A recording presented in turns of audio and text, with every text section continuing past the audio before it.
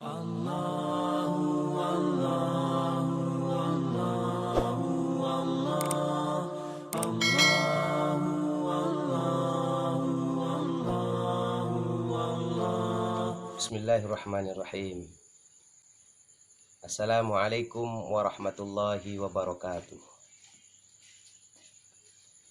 Innal hamdalillah nahmaduhu wa nasta'inuhu wa nastaghfiruh wa na'udzu billahi min syururi anfusina wa min sayyiati a'malina.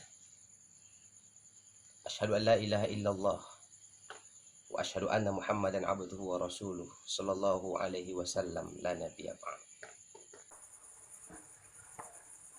Saudara-saudaraku seiman dan sekeyakinan dimanapun kalian berada saat ini, di awal tausiah singkat ini, mari kita tetap berdoa kepada Allah Subhanahu wa Ta'ala. Semoga kita semua senantiasa dalam keadaan sehat walafiat. Saudara-saudaraku yang dirahmati Allah, kita semua pasti sudah paham bahwa tidak ada satupun makhluk yang ada di muka bumi ini yang Allah ciptakan sia-sia. Tidak satupun. Termasuk makhluk Allah yang bernama nyamuk pun pasti punya makna dan arti di atas penciptaannya itu sendiri. Begitulah Allah menerangkan, menggambarkan, mengumpamakan makhluk kecil itu punya arti di hadapan Allah Subhanahu wa Ta'ala. Saudara-saudaraku yang dirahmati Allah, dahulu musuh yang paling ditakuti manusia itu adalah yang berbadan besar. Tapi justru hari ini musuh yang paling ditakuti adalah yang super kecil. Dahulu manusia biasa menyemprot tanamannya supaya tidak terkena hama. Tapi coba lihat hari ini saudaraku, malah manusianya yang disemprot supaya tidak terkena wabah. Dahulu hewan ternaklah yang biasanya di kandang orang. Tapi berbalik hari ini saudaraku, malah manusianya lah yang diisolasi. Kalau dulu tentaralah yang berjuang di garis terdepan, sedangkan tenaga medis membantu di belakang. Tapi coba lihat hari ini, tenaga medis malah yang berjuang di garis terdepan, sedangkan polisi, tentara itu berjuang di belakang. Dulu semboyannya bersatu kita teguh, bercerai kita runtuh. Tapi sekarang bersatu kita binasa, bercerai kita malah selamat. Kenapa demikian? Tidak lain dan tidak bukan, masih gara-gara virus yang saat ini masih melanda. Saudara-saudaraku yang dirahmati Allah, cuma dengan makhluk Allah yang tidak teraba, tidak terlihat, ternyata bisa merubah peradaban manusia, merubah semboyan, merubah peradaban manusia.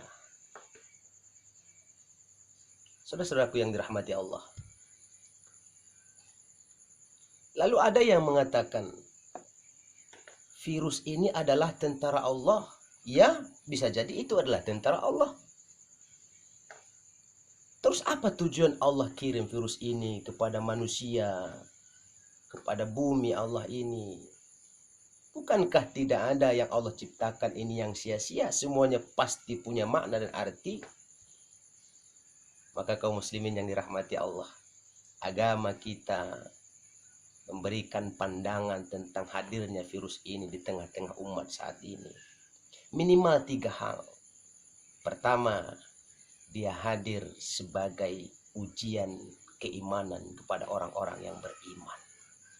Hadirnya virus ini, apakah dia membuat dia dekat kepada Allah, apakah semakin jauh kepada Allah Subhanahu wa Ta'ala? Hadirnya virus ini, apakah dia semakin dekat kepada Allah atau semakin menjauh dari Allah Subhanahu wa Ta'ala? Itu yang pertama. Lalu yang kedua, tidak hanya sekedar ujian kepada orang-orang yang beriman, tapi dia sifatnya teguran dari Allah Subhanahu wa taala. Bisa jadi ini teguran, mungkin selama ini kita lalai terhadap perintah Allah, jauh dari ajaran-ajaran Allah, maka kedatangan virus ini sebagai teguran, sebagai peringatan kepada kita semuanya. Atau malah yang ketiga, tidak hanya sebagai ujian, tidak hanya sebagai teguran, tapi dia merupakan azab dari Allah Subhanahu wa taala.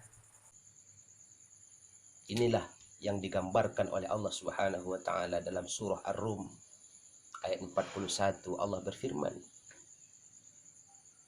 A'udzubillahi minasyaitonirrajim.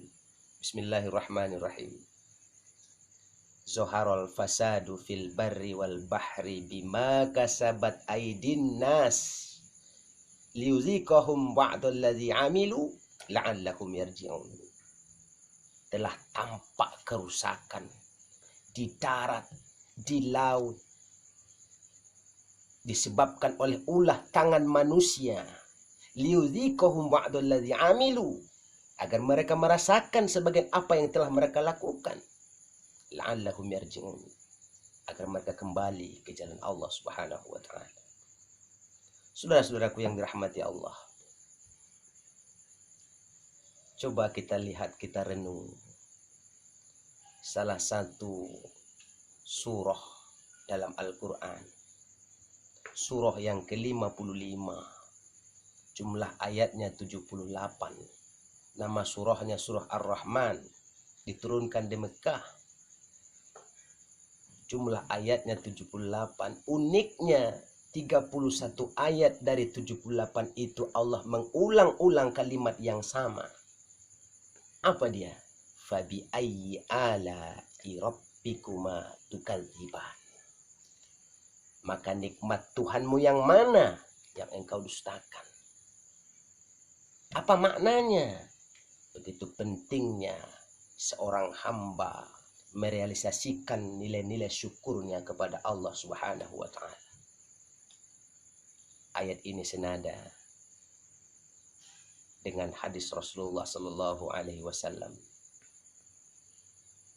Dalam hadis riwayat Al-Hakim an Ibnu Abbas radhiyallahu anhuma, qala Rasulullah sallallahu alaihi wasallam, igtanim khamsan qabla khamsin. Manfaatkan 5 perkara sebelum datang 5 perkara. Apa yang pertama? Syababaka qabla haramik. Masa mudamu sebelum datang waktu tuamu. Manfaatkan masa muda sebelum datang waktu tua. Yang kedua, wasihataka qabla saqamik. Manfaatkan masa sehatmu sebelum datang waktu sakitmu. Yang ketiga, waginaka qabla faqrik. Waginaka qabla faqrik. Manfaatkan waktu jayamu, manfaatkan waktu kayamu sebelum datang waktu miskinmu. Wa faragaka qabla syughlik. Manfaatkan waktu lapangmu sebelum datang waktu sempitmu. Lalu yang kelima, wa hayataka qabla mautik. Manfaatkan masa hidupmu sebelum datang masa kematianmu. Saudara-saudaraku yang dirahmati Allah, jika masih muda malas beribadah, jangan harap di waktu tua bisa giat. Jika di waktu sehat dia malas sholat, jangan harap di waktu sakit dia bisa semangat. Jika di waktu kaya dia enggan bersedekah, dia malas bersedekah, jangan harap di waktu miskin dia mau menginfakkan sebagian hartanya di jalan Allah. Jika di waktu lapang dia enggan untuk menuntut ilmu agama, apatah lagi di waktu sempit. Jika di masa hidupnya dia enggan bertakwa pada Allah, dia enggan menutup aurat, dia enggan memenuhi perintah Allah, menjauhi larangan Allah. Bagaimana nasib kita setelah kematian, saudaraku? Bukankah Allah Subhanahu wa taala juga sudah menjelaskan, alimat nafsum ma qaddamat wa akharat. Ada masanya setiap jiwa, setiap pribadi kita ini akan mempertanggungjawabkan apa yang sudah dia lakukan dan apa yang sudah dia lalaikan.